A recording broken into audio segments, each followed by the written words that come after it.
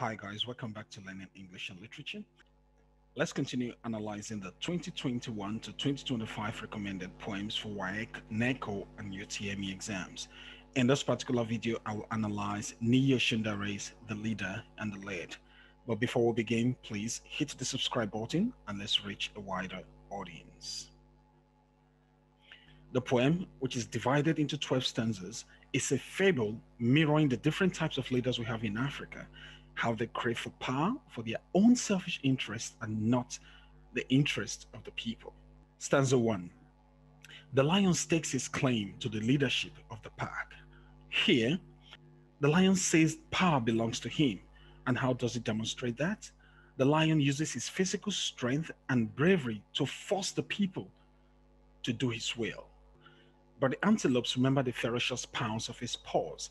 Now, after the lion laid claim to his leadership position, to power, the antelopes, being the people, they remember that this lion is ferocious. They live in fear. They are ruled with an iron fist. They cannot disobey or negotiate with the lion. If they try to, they will feel the wrath of the lion. These leaders, the lion, are like leaders who do not believe in democracy, freedom of speech, human rights, or dialogue.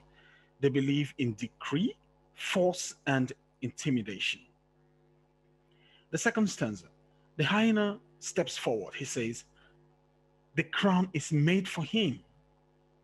This is highly symbolic because hyenas are associated with death and feeding on carcass. This is another set of leaders that believe that they are entitled to power till their death. They wait for their turn just after the lion to take over. And when they do not relinquish power. They believe they are born to rule and nobody has the right to challenge them to that position.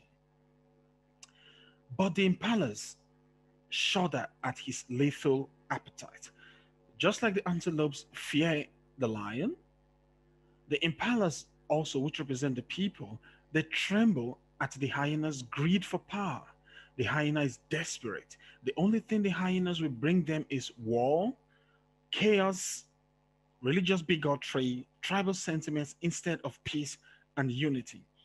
If the hyenas are allowed to lead the pack, the land will be in chaos.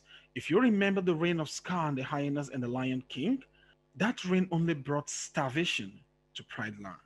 That is a typical example. The giraffe craves in the front, but his eyes are too far from the ground. After the hyena, the giraffe steps forward to say, look, I deserve to lead the pack. I deserve to lead this group. But the giraffe is too tall. He can only see those at the top. He cannot see those below him. This is also symbolic. The giraffe cannot understand the needs of the common man that are below. His eyes are always on the people at the top, the men and women of timber and caliber. The giraffe will focus on only the rich because he understands them, but he cannot understand the demands of the poor because he cannot see below it. The giraffe reflects the leader's poor vision and lack of understanding of the demands of the people and the challenges they face. Instead of catering for the demands of the people, they embark on white elephant projects which satisfy only the needs of the rich alone. Take, for example, this project. This is a white elephant project constructed by the APC government of Nigeria, and it cost millions of naira. After the huge outcry by Nigerian citizens, it was taken down. This project was never designed for the common man. It was just designed, this project was carried out just to meet the needs of the rich. This symbol, this thing created has nothing, will not add anything to the lives of the common man of Nigeria. So this project is a white elephant project. They spent so much money and it added no value. The zebra steps forward. The zebra says it's his right to lead. The pack points to the duplicity of his stripes. The zebra says, okay, look, I also deserve to rule the people. But the people tell him, look, you are not straightforward. You are not unpredictable, just like your stripes. We don't know if you are white or if you are black. Your stripes, your color, confusing. Some leaders are deceitful in nature and unstable with their policies and campaign promises. The zebra represents that group of leaders. The elephant trudges into the power tussle, but its colleagues dread his trampling feet. The elephant moves slowly into the power tussle. The elephant is intimidating with his size. He is the oppressor. This is the kind of leader who doesn't care about the feelings of the people. He is just a bully. Okay, so the size of the elephant alone can strike fear into the hearts of the people. Now, the people say they don't want this type of leader who will just be a bully to them. The warthog presents itself, but the people say the warthog is too ugly. The warthog is not presentable. The rhino also presents itself to lead the pack, but the other animals say the rhino is too riotous. The rhino is too aggressive. And the pack thrashes around like a snake without a head, without a leader. The the pack, the people, the herd, the animals, the animal kingdom was just they were just moving like sheep without a shepherd. The people are without a real leader now because all the leaders that have presented themselves, the people have found faults in them. So they move around like sheep without shepherd because they have not found a true leader.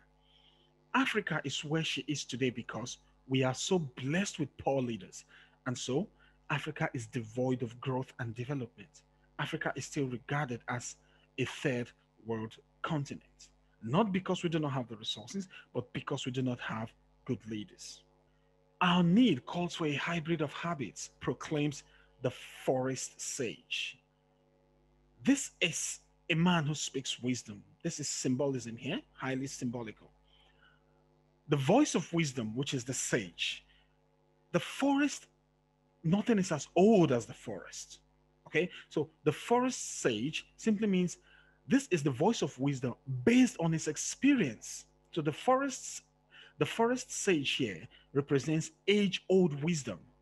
He says a true leader must have a mixture of qualities: bravery, strength, gentleness, flexibility, sometimes mystery, duplicity, all of them in a mixed bottle.